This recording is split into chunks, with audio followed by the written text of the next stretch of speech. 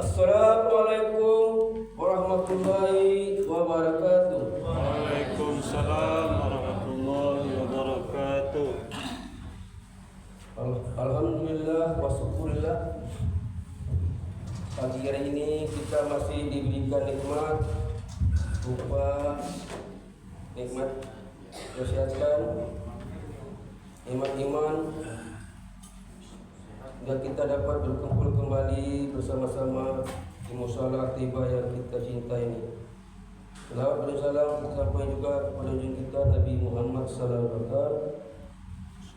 Ini bersama kata Allahumma shalli ala Muhammad wa ala ali Muhammad. Dan telah meninggalkan dua sunnah, yaitu sunnah Al-Quran dan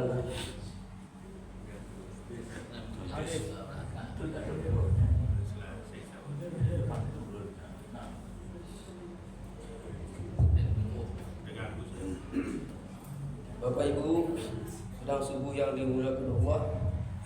Pagi hari ini kita bersama Ustadz Muhammad Siddiq Lubis MAG, dan besok pagi bersama Ustadz Muslim Tawakal. Pada Ustadz Siddiq Muhammad, silakan.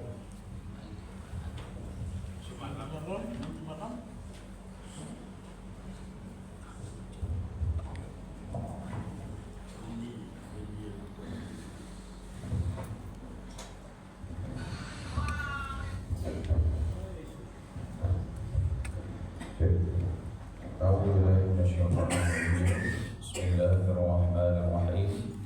Assalamualaikum warahmatullahi wabarakatuh. Waalaikumsalam warahmatullahi wabarakatuh. Alhamdulillahilladzi ahyana ba'da ma amatana wa ilayhi nusyur. Walhamdulillahilladzi at'amana wa saqana wa ja'alana minal muslimin. Wa ashhadu an la ilaha illallah wahdahu la syarika lah wa anna sayyidana Muhammadan abduhu wa rasuluh alladzi la nabiyya wa rasula ba'dahu wa sallallahu alaihi wa alihi wa ashabihi wa baraka wa sallam. Amma ba'd, qala Allah ta'ala fi kitabihil karim, a'udzu billahi as-sami'il 'alim minasy syaithanir rajim. Aqimis salata liduluki syamsi idza wasaqil laili wa qur'anal fajr inna qur'anal fajri kana mashhuda. Shadaqallahul 'azim. Bapak-bapak, ibu-ibu, hadirin wal hadirat, sedang jemaah subuh musalla at-thayyibah yang dimuliakan Allah. Segala puji hanya bagi Allah yang kita senantiasa bersyukur kepadanya. Allah masih hidupkan kita di bulan Ramadan dengan dibangunkannya kita pada pagi hari ini. Lalu Allah jadikan kita makan sahur, Allah jadikan kita berpuasa, dan Allah jadikan kita melaksanakan sholat subuh berjamaah. Bahkan setelahnya Allah masih pertahankan kita di mushola ini dalam rangka duduk sejenak setelah kita tadi membaca Al-Quran secara bersama-sama. Yang kata Nabi dalam sebuah hadis, orang yang membaca Al-Quran secara bersama-sama itu, maka malaikat menghadiri mereka, malaikat membentangkan sayap-sayapnya di tengah mereka, dan Allah menyebut-nyebut nama mereka di hadapan para hambanya yang mulia di sisinya. Semoga sekarang nama kita mudah-mudahan sedang disebut-sebut dan dibangga-banggakan oleh Allah Subhanahu wa taala. Amin. Salawat dan salam kepada baginda Nabi Muhammad sallallahu alaihi wasallam. Yang terhormat ketua pengurus musalla at-thayyibah dan jajarannya. Terhormat para tokoh masyarakat, Tunggu Tigo Sejarangan ini Mama Al-Ulama Cadia Pandai, Kapai Kampai Bandanyo, Kapulang Kampai Kagabarito. Dan terhormat para ustaz yang senantiasa mendampingi dan mengimami sholat-sholat kita. Umumnya kepada seluruh jemaah tidak disebut nama dan gelar, insyaallah kita semua dimuliakan Allah. Amin ya rabbal. Bapak yang mulia, sesuai yang disampaikan Pak Chan tadi, adapun judul yang kita bahas pada sebuah mubarakah kaliko adalah nikmat-nikmat di waktu subuh. Nikmat-nikmat di waktu subuh. Bapak Ibu, ada banyak nikmat-nikmat Allah di waktu subuh. Nah, beberapa di antaranya yang akan kita bahas kali ini. Yang pertama, nikmat bangun tidur. Bangun tidur adalah sebuah nikmat. Kalau Bapak Ibu tidak percaya, ini yang mau tanya. Bapak Ibu kalau besok pagi dia 500 miliar lain apa Bapak Ibu? 500 miliar Pak. Lain apa Pak? Lain. Besok pagi Pak. Ibu lain nak Bu? Alhamdulillah. Kita pakai lain lah mau tanya kan. Ragu menjawab. Terus aku ngoprek bantu aja aja. Nah, oke, berarti sepakat kita ya termasuk ambo pun niung lo. Berarti namuah kalau besok pagi dia 500 miliar. Pertanyaan kedua, besok pagi dia 500 miliar. Syaratnya ndak jago-jago lah. Lain apa dulu? Apalah takut jawaban Bapak Ibu. Tapi aku pernah mengisi di masjid di daerah Jati, ya, di Jalan Kismangun Sarkoro. Pas aku tanyakan pertanyaan yang tadi, ada surang apa? Aku jawab, ndak ada Ustaz. Ambo lagi ke anak ambo bego ka cucu ambo ya. Lah siap mati kayak gue kira ya. Ndak ada aja ya. Tapi aku salut dia beliau, dia siap menghadapi kematian. Seharusnya awak baik itu dulu, ya kan? Karena memang kematian itu tidak memberi kabar. Kita jangankan menghadapi kematian. Mandang lagu selimut putih saya, kataku kan. Israel kita gak perlu berdoa. Bapak Ibu yang mulia, maka inilah nikmat yang pertama, dibangunkan Allah kita dari tidur kita. Tidak semua orang mendapatkan nikmat ini. Ada yang sampai sekarang belum bangun-bangun juga. Ada yang belum bangun rupanya pindah alam. Ada yang belum bangun tapi masih di alam ini juga, ya. Tapi kita alhamdulillah dibangunkan oleh Allah. Ya, maka ini nikmat yang teramat besar. Nikmat bangun tidur inilah pangkal dari segala kenikmatan yang kita terima pada hari ini. Dapat nikmat bangun tidur ini, dapat pula nikmat-nikmat yang lain. Nikmat ke masjid, nikmat berzikir, sholat subuh. Tapi kalau tidak dapat nikmat bangun tidur ini, maka terputuslah itu semua. Makanya Nabi SAW menyampaikan, apabila bangun tidur, bacalah doa bangun tidur. Alhamdulillahilladzi ahyana ba'dama amatana wa ilaihi nusyur. Segala puji bagi Allah yang telah menghidupkan kami setelah mematikan kami dan hanya kepadanya kami kembali. Nah, Bapak Ibu yang mulia, maka inilah nikmat pertama yang kita dapatkan sungguh ini. Ya, kita semua dapatkan, yaitu nikmat bangun tidur. Nah, Bapak Ibu sedang jemaah yang mulia, maka kita sudah mendapatkan lebih dari 500 miliar pada pagi ini. Kemudian nikmat yang kedua, mengingat Allah setelah bangun tidur. Nah, jadi setelah kita bangun tidur, apa yang kita lakukan? Kita ambil wudhu kita laksanakan sholat tahajud, atau kita berzikir kepada Allah, kita baca Al-Quran, berdoa, bermunajat kepada Allah. Kata Nabi dalam sebuah hadis, ketika seorang manusia tidur, setan membuat 3 simpul atas dirinya, dan setan akan menepuk-nepuk simpul tersebut sambil mengatakan, tidurlah, tidurlah, malam masih panjang. Nah, jadi kita kok diminta bobokkan sama setan di malam hari. Maka simpul itu akan terputus, ya, dengan 3 proses. Yang pertama, dia bangun dari tidurnya, dia berzikir kepada Allah. Ya, dia sebut nama Allah. Apa zikirnya? Membaca doa bangun tidur itu termasuk zikir kepada Allah. Dan ada satu lagi yang dianjurkan, la ilaha illallah wahdahu la syarikalah, lahul mulku wa lahul hamdu yuhyi wa yumiitu wa huwa ala kulli syai'in qadir. Atau la ilaha illallah.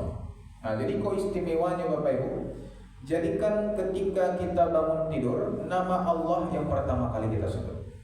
Allah sangat bahagia akan hal itu. Allah sangat senang. Ketika kita mau tidur, jadikan nama Allah yang terakhir kita sebut. Ya, makanya kalau mau tidur itu disunahkan memang kita baca-baca zikir. Jadilah baca bismika Allahumma amut wa ahya atau ahya wa amut, amin. Jangan astagfirullah. Dianjurkan. Sehingga nama Allah yang terakhir kita sebut sebelum kita mati dalam tidur kita. Dan ketika bangun, pastikan nama Allah juga yang pertama kita sebut. Itu besar keutamaannya Bapak. Allah sangat cinta kepada orang yang demikian.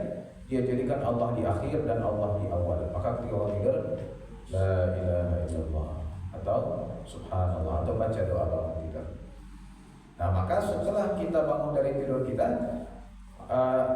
sebut nama Allah, berzikir kepada Allah, maka terputuslah satu simpul setan tadi. Simpul yang kedua terbuka apabila hamba tersebut mengambil wudhu. Nah, jadi diambilnya wudhunya, maka terbuka simpul yang kedua. Dan simpul yang ketiga akan terbuka apabila hamba tersebut mengerjakan sholat. Ya, kalau belum masuk waktu subuh maka dia sholat tahajud, dia sholat malam. Nah, tapi kalau sudah azan orang maka dia sholat subuh. Maka terputuslah tiga simpul tersebut. Barang siapa yang terputus tiga simpulnya, maka dia akan bangun dalam keadaan semangat dan cerah. Dan barang siapa yang belum terbuka tiga simpulnya, maka dia akan memasuki waktu pagi dengan lemas dan malas. Nah, ini hadis Nabi Muhammad SAW dalam kitab Riyadhus Shalihin. Nah, Bapak Ibu yang mulia, maka inilah nikmat kedua yang kita dapatkan setelah kita bangun tidur. Kita jadikan Allah yang utama, Allah yang pertama kali kita ingat, dan kita laksanakan ibadah-ibadah dalam rangka mengambil ridhonya. Nah, ada sebagian orang yang jago lalu kan, apa yang pertamanya buka? HP, itu buka kan HP langsung.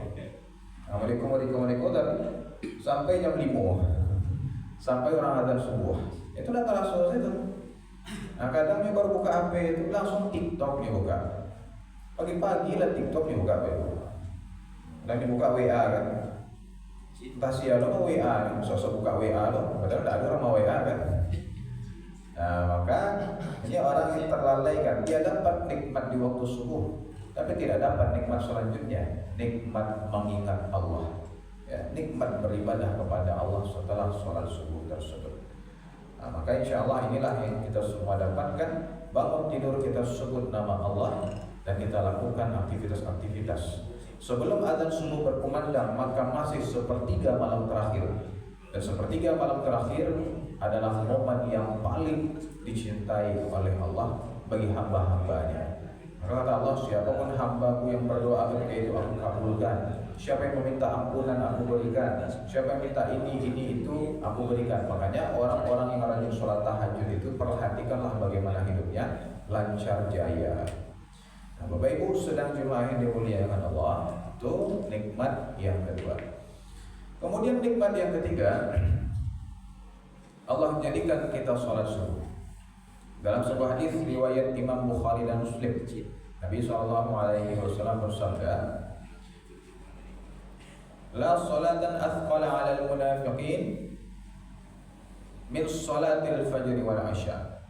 Tidak ada salat yang lebih berat bagi orang munafik melebihi salat subuh dan salat isya. Walau ya'lamuna ma fihima, padahal andai mereka tahu besarnya kedua salat ini, la atauhuma walau habwa, mereka akan tetap mendatanginya walaupun merangkak-rangkak. Nah, ini nikmat ketiga yang kita dapatkan sekarang. Allah hadirkan kita melaksanakan sholat subuh berjamaah. Dan sebagaimana yang saya sampaikan di malam sebelumnya yang pas jadwal tarawih, kata Nabi, man shallal isya wal fajr fi jamaah kana ka qiyamil lailah. Barang siapa yang sholat isya dan sholat subuh berjamaah, seolah-olah dia sholat sepanjang malam. Nah, maka inilah nikmat ketika yang kita dapatkan pagi ini. Allah jadikan kita melaksanakan sholat subuh berjamaah ke masjid. Nah, Bapak Ibu, dari hadis yang di awal kita bacakan itu, apa pelajaran yang bisa kita ambil? Yang pertama, pahala sholat subuh itu besar sekali. Berapa besar pahalanya? Tidak disebutkan dalam hadis tersebut. Nabi hanya menyebutkan, andai kalian tahu bagaimana besar pahalanya, kalian akan datang walaupun merangkak-rangkak. Jadi memang tidak disebutkan berapa besar pahalanya, tapi disebutkan isyarat di situ. Ya, kalau ya ada isyarat. Nah, kalau tidak bisa baik, kita usahakan bisa baik. Kalau tahu keutamaannya, tidak bisa berjalan merangkak, ya kan? Tidak bisa merangkak ngesot. Pokoknya caranya supaya sampai kamu sholat, minta antaan karena ya kan, minta antaan kaiko, pokoknya supaya sampai. Nah, itu kalau kita tahu, artinya itu adalah amalan yang sangat besar. Tidak mungkin seseorang rela merangkak-rangkak ya untuk pergi ke masjid kecuali karena di masjid itu ada sesuatu yang besar yang ingin dia ambil. maka sangat besar pahalanya. Tapi kalau berbicara besaran pahala, kalau kita cari hadis yang lain, rakaatul fajr khairum minad dunya wa ma fiha. 2 rakaat salat sunnah fajar itu lebih baik daripada dunia dan seisinya. Salat sunnah fajar itu yang mana Ibu? Salat yang kita karajuan antara azan subuh jo salat subuh. Ya, dari antara azan dengan iqamah. Maka 2 rakaat saja itu lebih baik daripada dunia dan seisinya. Itu salat sunnahnya saja baru. Apalagi salat wajibnya. Dan sudah kaidahnya dalam fikih, yang wajib itu pasti melampaui yang sunnah. Bahkan berlipat-lipat kali melampaui yang sunnah. Jadi kalau sholat sunnahnya saja mau dihitung ada pahalanya, apalagi sholat wajibnya, tentu sangat dahsyat sekali keutamaannya. Nah, Bapak Ibu yang mulia, artinya apa? Dibandingkan orang-orang barat, para konglomerat, para miliarder, itu kan. Misal Mark Zuckerberg, lagi kenal Bapak Ibu jo Mark Zuckerberg? Atau lagi tahu? Apa Pak? Kawan jemaah kita Pak ya. Nah, Mark Zuckerberg itu Bapak Ibu mungkin Asyam deh gitu namanya. Akhirnya aku tanya, Facebook lagi tahu Bapak Ibu? Facebook? Mungkin kita punya satu Facebook di sini kan. Facebook kok si Mark Zuckerberg itu lah nama gue. Kemudian apa lagi? Steve Jobs. Steve Jobs kok nama gue Apple, iPhone. HP yang paling diandalkan kini adalah iPhone. Nah, kalau gitu pakai Android, ada yang lah pakai iPhone dan lain sebagainya. Kemudian siapa lagi? Bill Gates. Bill Gates kok nama gue Microsoft. Ya, bisa orang mengetik di komputernya, bisa orang buat Excel, Word dan lain-lain. Mahasiswa terbantu, ya orang-orang kantor terbantu. Nah, itu semua para konglomerat. Hasil pekerjaan mereka itu dibeli oleh seluruh dunia, maka kekayaannya luar biasa. Misal Mark Zuckerberg tadi, ya, Mark Zuckerberg itu para gadang gajinya kurang lebih 6 juta per detik. 6 juta per detik begitu. Artinya apa? Artinya sebentar kan? Lah 1 juta masalah. Tak kalau nya tak semini. Lah 5 miliar masuk itu. Luar biasa kekayaannya. Kita tak kalau pas ceramah subuh tidak ada tapi apa-apa dulu. Namun dah ngaji dia Bapak ya. Yang mengantuk silahkan. Kita di malam banyak ibu masak kan. Atau apa ada pekerjaan tertentu. Nah, Bapak Ibu yang mulia, maka dibandingkan para miliarder tersebut, tidak ada apa-apanya jo kaum muslimin. Kaum muslimin yang rajin salat subuh berjamaah, maka mendapatkan dunia dan seisinya setiap harinya, setiap paginya. Tapi siaran Pak paling banyak dapat di antara kita, yang paling banyak dapat adalah ustadz itu yang biasa azan. Ya, karena dengan azannya beliau, makanya kita datang ke sini. Kita kan tiba karena mau mengadakan azan, Bapak Ibu. Oh, lagi waktu sebuah datang kemarin. Artinya apa? Pahala kita semuanya ikut mengalir kepada beliau tanpa mengurangi pahala kita. Yang azan, Bapak Ibu. Kalau azan dengan komat 1 orang, itu lebih afdol lagi. Kalau hujan lapis, semua ke bahasa. Kawan kemarin. Nah, Ini ada dispensasi. kalau hujan termasuk uzur Pak, termasuk uzur kalau hujan. Ya. Tapi kalau tetap kita ke masjid ketika hari hujan, maka lebih besar pahala yang diperoleh. Ya, karena ada tantangannya, ada pengorbanan di situ. Ya, maka aktsar fi'lan kana aktsar fadla. Semakin besar usaha untuk melakukan suatu amalan, semakin besar pula pahala yang diperoleh. Kalau hari cerah tidak ada tantangannya, jalan seperti biasa saja.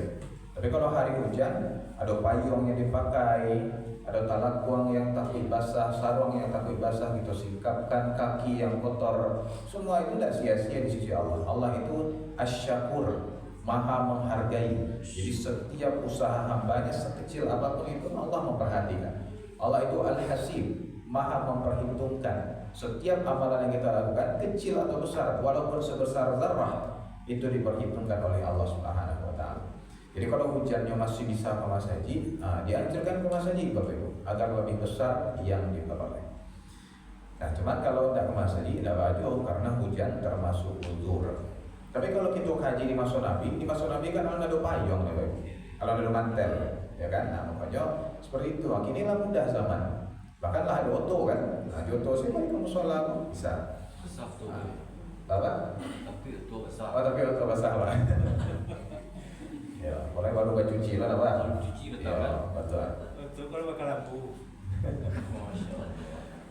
Nah, Bapak Ibu yang mulia, maka maksud yang ia mau sampaikan tadi, ya, Ustaz awak kan banyak dapat pahala kan. Kalau Bapak Ibu mencari minantu, jadi jauh Ibu. Kalian masih jomblo saudara kan? Nah, kalau ada aponya, langsung kabeh Ibu. Jadian orang siko, ya kan? Nah, karena itu orang terkaya di dunia kok.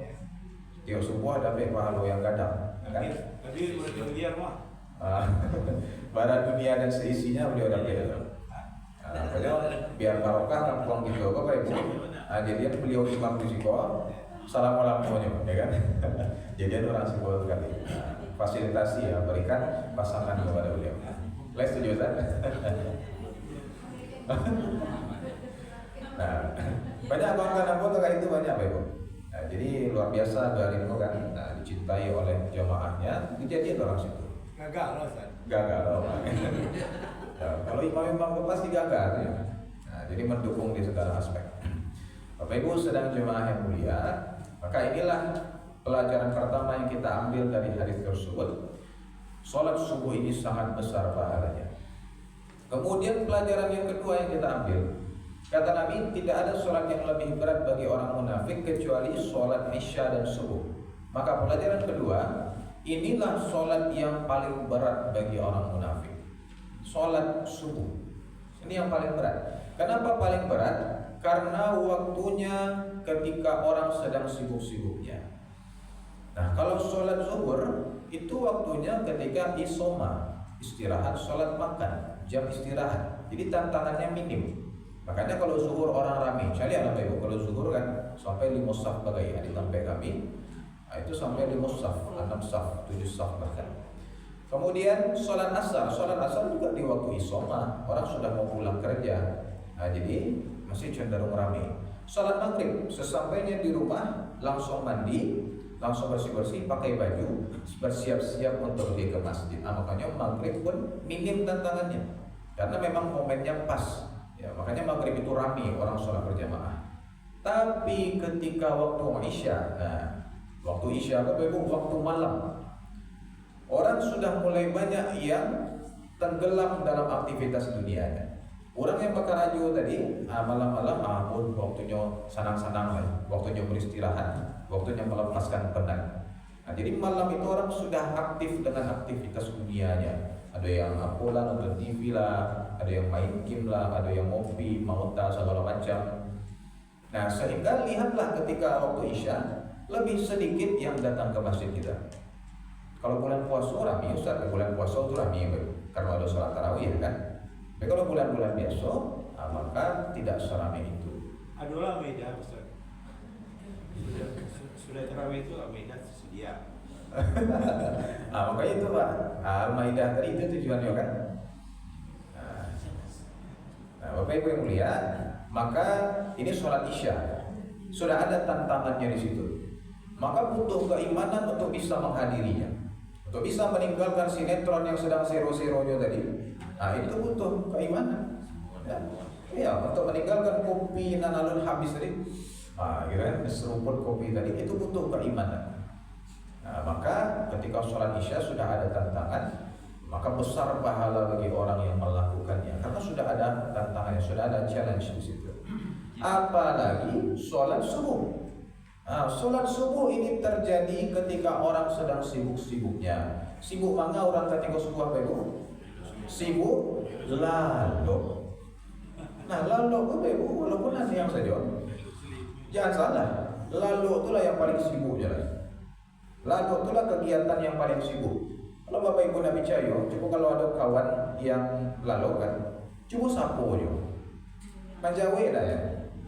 Tak manjawe dia. Ya, orang sibuk saja kita sapu menjawab kan. Orang lalu disapu-sapu tidak menjawab kan. Nah itu saking sibuknya tuh. Bahkan kalau gaduh berak juga gitu. Itu saking sibuknya kan, tidak boleh digaduh. Oh berak merah matanya kepala aku tuh ini. Nah, makanya ketika orang sedang sangat sibuk sekali dengan tidur subuhnya. Nah, Bapak Ibu sedang jemaah yang mulia, maka bagi orang yang melaksanakan dua sholat ini, alangkah besar pahala yang diperoleh. Dan dua sholat ini juga menjadi pertanda seseorang itu munafik atau tidaknya. Tandanya pada dua sholat ini, barang siapa yang melaksanakannya, apalagi di masjid di awal waktu berjamaah, ya, maka insya Allah terbebas dari golongan orang munafik. Tapi barang siapa yang melalaikannya, mengabaikannya, bahkan naudzubillah meninggalkannya, maka boleh jadi termasuk golongan orang munafik. Dan orang munafik itu tidak main-main, Bapak Ibu. Kata Allah dalam Al-Quran surah An-Nisa ayat 140, Innallaha jami'ul munafiqina wal kafirina fi jahannam jami'a. Sesungguhnya Allah akan menghimpun orang munafik dan orang kafir terjun ke dalam neraka bersama-sama. Nah, jadi orang munafik itu bisa sama masuk neraka nyojo orang kafir. Orang munafik itu secara KTP lain Islam. Kalau ditanya agamanya Islam, tapi secara pengamalannya sholat enggak, puasa apa lagi, zakat enggak ulo, dan kerjakan perintah-perintah Allah. Maka apa bedanya dengan orang kafir? Nah, makanya bisa orang munafik itu dihimpun bersama-sama, terjun sama orang kafir bersama-sama. Makanya sifat munafik inilah yang paling ditakutkan oleh para sahabat. Para sahabat itu takui pada Bapak Ibu, termasuk golongan orang munafik. Ya, karena orang munafik ini samar-samar. Kalau orang kafir jalan, kafir gitu kan, jalan. Tapi kalau orang munafik maka seperti musuh dalam selimut, seperti serigala berbulu domba. Nah, semoga Allah menjauhkan kita dari sifat dan golongan orang munafik. Amin ya rabbal alamin. Bapak Ibu yang mulia, maka inilah nikmat ketiga yang kita dapatkan subuh ini, yakni nikmat melaksanakan sholat subuh berjamaah ke masjid. Nah, Bapak Ibu sedang jemaah yang mulia, kemudian nikmat yang keempat yang kita dapatkan, ya, nikmat keempat yang kita dapatkan yaitu berkah subuh. Berkah subuh. Berkah ini artinya kebaikan yang besar, manfaat yang banyak yang Allah berikan kepada hamba-hambanya. Nah, sekarang kita ambil contoh berkah. Lah pernah aku bahas salah Bapak Ibu, ya, tentang berkah pula pernah aku bahas. Aku bawakan kisah Ibunda Halimah As-Sa'diyah. Ya, Ibunda Halimah As-Sa'diyah mengasuh Nabi, maka ketika beliau menyusui Nabi itu terjadi banyak keajaiban. Air susu kambingnya menjadi banyak, ya. Kemudian tanaman-tanamannya juga tumbuh dengan pesat. Kemudian hidupnya penuh dengan kelancaran, penuh dengan kemudahan, padahal dia orang Bansai. Tapi sejak menyusui Nabi Muhammad, banyak kemudahan-kemudahan dalam hidupnya. Hidupnya menjadi senang, tentram dan bahagia sejak menyusui Nabi. Dan itu semua disebabkan oleh berkah Nabi Muhammad SAW. Maka sesuatu yang membawa berkah itu mendatangkan banyak kebaikan kepada kita. Nah, tapi yang aku tanyakan, kira-kira Bapak Ibu percaya tidak dengan berkah? Percaya Pak ya? Percaya Ibu ya? Karena kita semua orang beriman. Pernah terjadi di masa Syekh Ibrahim bin Adham. Ada seseorang, ya, non muslim, ya, memang non muslim, orang kafir. Dia sampaikan kepada Syekh Ibrahim bin Adham, wahai Syekh, ambo ndak percaya jo berkah ada Syekh. Tak percaya apa? Kemudian Syekh itu bertanya, "Apa kok tak percaya?" Ya tak masuk akal, rasulmu tak logis. Masa iyo bisa datang kebaikan begitu, ya kan? Artinya tak masuk ke akalnya, ya, dia tidak bisa menerima tentang berkah ini, maka dia memilih untuk tidak percaya. Akhirnya Syekh Ibrahim bin Adham, oke, kalau aku tak percaya di berkah, kini coba aku perhatian wawau jo kambiang. Nah, coba perhatikan wawau jo kambiang. Wawau tahu ya Bapak Ibu ya. Nah, itu di musola gini kita pakai bahasa halwihnya. Karena nama aslinya lagi dicari gini, ya kan? Jadi wawau tadi, Coba perhatikan dengan kambing. Akhirnya Syekh Ibrahim, wow, kalau baranak rami, amuah 6 ikua, amuah 5 ikua, sampai 7 ikua bagai, sekali baranak rami. Sedangkan kambing, sekali baranak dua, 3 telah mantap tuh, apalagi hampir kan, mungkin kambing ibunda Halimah tadi amuah hampir, karena berkah Nabi Muhammad. Nah, jadi tidak sebanyak wawau lebih banyak baranaknya daripada kambing. Itu yang pertama. Yang kedua, kambing ko acok kanida biah, rayu haji kanida biah, ya kan? Akikah, seorang anak laki-laki, lu ikut, anak padusi saya ikut. Ada sate kambing nyalai, ada gulai kalio nyalai, dan lain-lain. Kambing sering disembelih dijadikan sebagai kuliner. Sementara wawau, sepengetahuan namko pernah modang orang awam pada biah wawau lewe. Ya, wawau kan tidak ada kan tidak biah. Nah, kalau ditambah lain talah. Tapi ditambah awal rasanya tidak ada kan. Nah, artinya apa? Dengan data-data tersebut, seharusnya populasi wawau lebih banyak pada kambing. Karena baranaknya banyak, nah pulau kan tidak biah. Sementara wawau sakitnya acok kan tidak biah. Tapi coba cari di lapangan, kira-kira mana banyak kecek Syekh Ibrahim, wawau atau kambing? Kecek orang kambing tadi banyak kambing Syekh. Betul, kambing yang lebih banyak. Kambing itu Bapak coba cari lihat, sekali tiba nyorami bergerombol, satu keluarga besar. Ada kakek dari situ, neneknya, mamanya, apanya, papanya, bibiknya, anaknya, cucunya. Berkumpul di situ saudara mencari makan bersama-sama.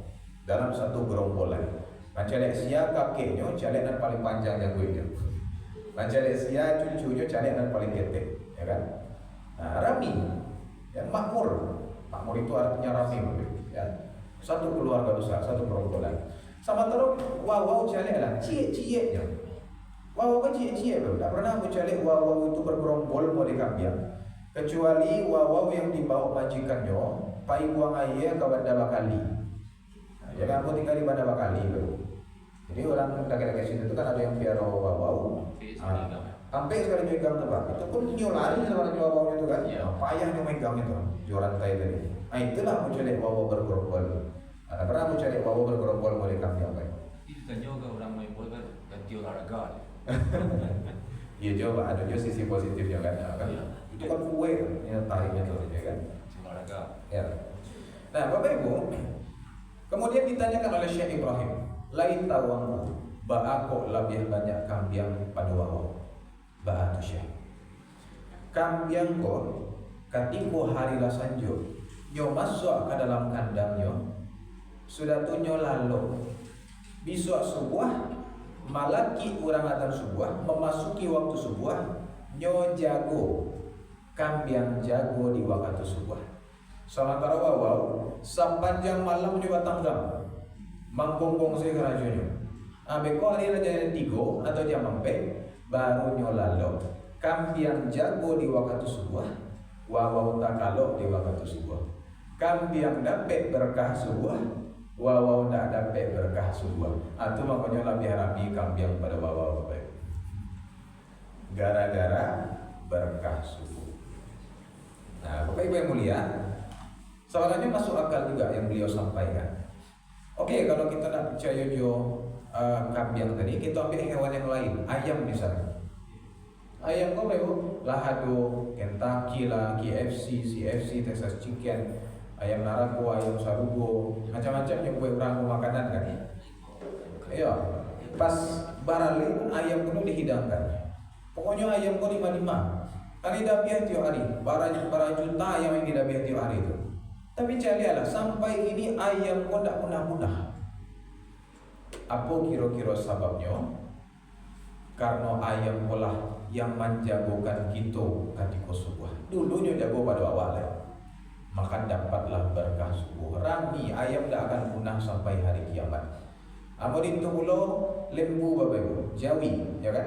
Semua hewan-hewan ternak coba perhatikan, subuh itulah jago. Hewan-hewan ternak itu subuhlah jago saudara. Maka dapatlah berkah subuh oleh mereka semua. Maka jangankan kita manusia, hewan saja dapat berkah subuh, makmur hidupnya. Dan memang Bapak Ibu bantu yang dikit Syekh Ibrahim. Aku tes pagi-pagi kan Pak Ibu kata Blau, jam-jam 6:30 lah. Itu awal masih lalu juga di sepanjang jalan tuh. Ya, masih tak kalau juga bantu Syekh beliau. Walau kota kalau di waktu subuh. Nah, Bapak Ibu sedang jemaah yang mulia, maka itulah berkah subuh yang mudah-mudahan kita semua mendapatkannya. Pertanyaan aku Bapak Ibu, kalau ada orang yang sepanjang malam nyebat tangga, kemudian tak kalau jam 3 atau jam 4 waktu subuhnya lewat sholat subuhnya, berarti ya samanya itu tak boleh aja ya.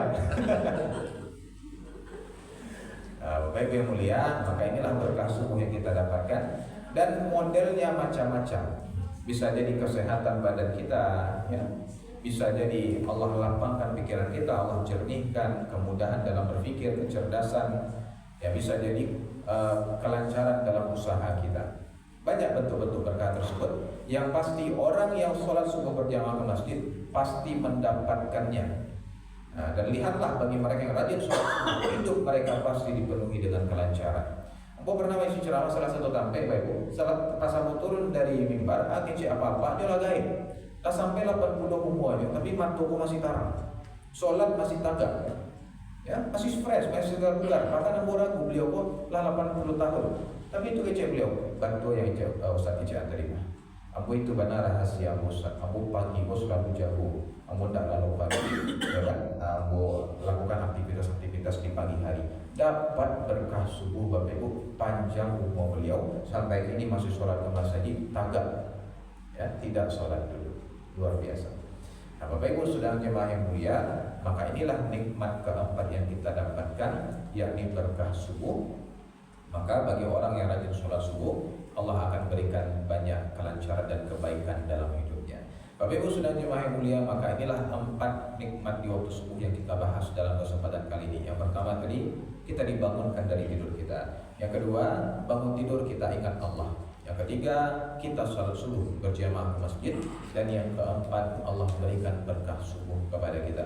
Semoga kita semua mendapatkannya setiap hari. Amin ya rabbal alamin. Aku qouli hadza wa sallallahu alaihi wa lakum. Wassallallahu ala nabiyyina Muhammadin wa ala alihi wa ashabihi wa baraka sallam ajma'in walhamdulillahi rabbil alamin. Subhanaka Allahumma bihamdika asyhadu an la ilaha illa anta astaghfiruka wa atubu ilaik. Itu seketik yang bisa saya sampaikan Bapak Ibu, mudah-mudahan ada manfaatnya. Mohon maaf kalau terlalu panjang, ya hampir setengah 7 hari. Terima kasih Bapak Ibu, banyak maaf. Wassalamualaikum warahmatullahi wabarakatuh. Waalaikumsalam warahmatullahi wabarakatuh. Ada bertanya? Waktu tanya boleh? Bertanya diskusi. Ada apa itulah kalau masuk sudah teman. Oke lah Bapak Ibu, kita pagi ini bersama Ustaz Muhammad Siddiq. Dan nanti malam Ustaz kita Kemas Wendy Saputra SPD, Kemas Wendy Saputra SPD dari Jambi. Dan besok pagi Ustaz kita Dr. Haji Muslim Tawakal SH MPD dengan kajian keutamaan orang bertakwa kepada Allah Subhanahu wa taala. Dan malamnya Jumat Profesor Dr. Abdul Razak MSI, kajian keutamaan bersolawat kepada Nabi Sallallahu Alaihi Wasallam. Demikian, lebih kurang mohon maaf. Wassalamualaikum warahmatullahi wabarakatuh. Waalaikumsalam warahmatullahi wabarakatuh.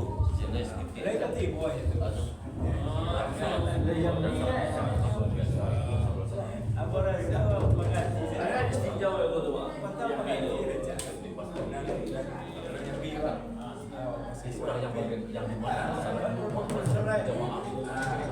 oh gitu. Siap tadi yang paling berat bagi orang-orang munafik misalnya di mana di rumah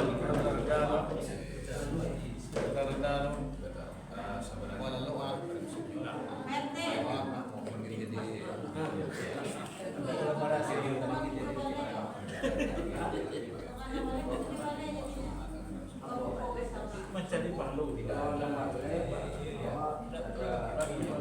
Bapaknya berkah.